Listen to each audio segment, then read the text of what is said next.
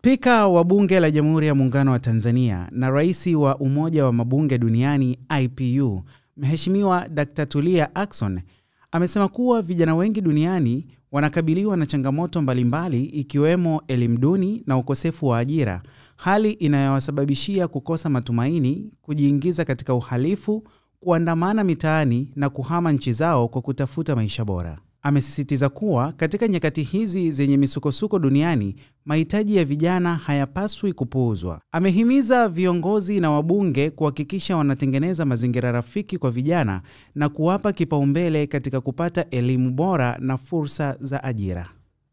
Welcome.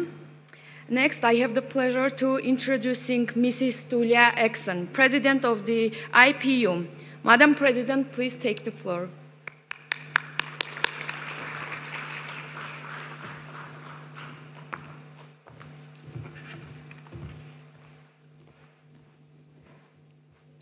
Mr. Prime Minister of the Republic of Armenia, Mr. President of the National Assembly of Armenia, Mr. Secretary General of the IPU, and of course we are all looking forward to receiving the President of the IPU Board of Forum of Young Parliamentarians, who, as we have been informed, will be joining us in the course of the day. Dear colleagues, I am deeply honored to address you today at the Global Conference of Young Parliamentarians for the first time as IPU President. It is a pleasure to be welcomed so graciously in this beautiful city of Yerevan, where ancient history and modern aspirations intertwine. It is only fitting that we are marking the 10 years anniversary of this important conference in one of the world's oldest nations, which also boasts the world's highest proportion of young parliamentarians. Mr. Speaker, Mr. Prime Minister, congratulations. I wish to extend my sincere thanks to the National Assembly of Armenia for providing such an outstanding setting for this conference. Armenia is not only leading by example on youth empowerment, but also on its hospitality and its commitment to fostering dialogue among nations. Mr. Speaker, we thank you for your hospitality, and we have all been very well received and well taken care of. Thank you so much.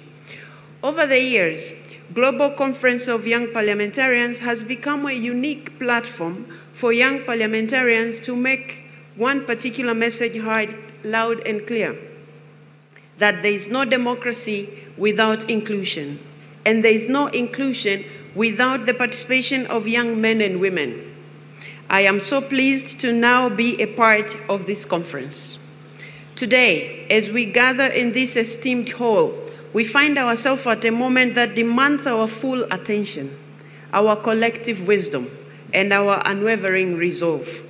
The world is beset by conflicts that threaten to undo decades of hard-won progress in education, employment, and equality. On every continent, young people continue to endure most profound hardships, whether it is in Africa, where young people are taking to the streets to demand a better standard of living, or in Asia, where only last month a government was toppled. Especially in these tumultuous times, the voice and needs of young people must not be ignored. As leaders and parliamentarians, it is our duty to ensure that no generation is overlooked. Over the next 2 days, we will discuss the importance of education and employment. As a former lecturer and an educator, this topic is very close to my heart. Let me be clear.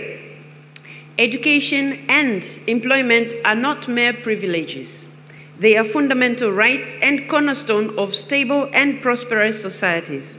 They empower individuals to contribute meaningfully to their communities, to innovate, and to lead.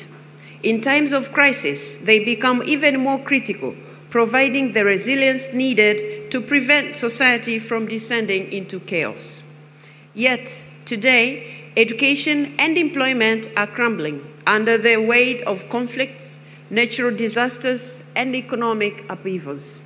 Millions are being displaced, stripped of their right to learn and work, and jeopardizing their futures and stability of our societies.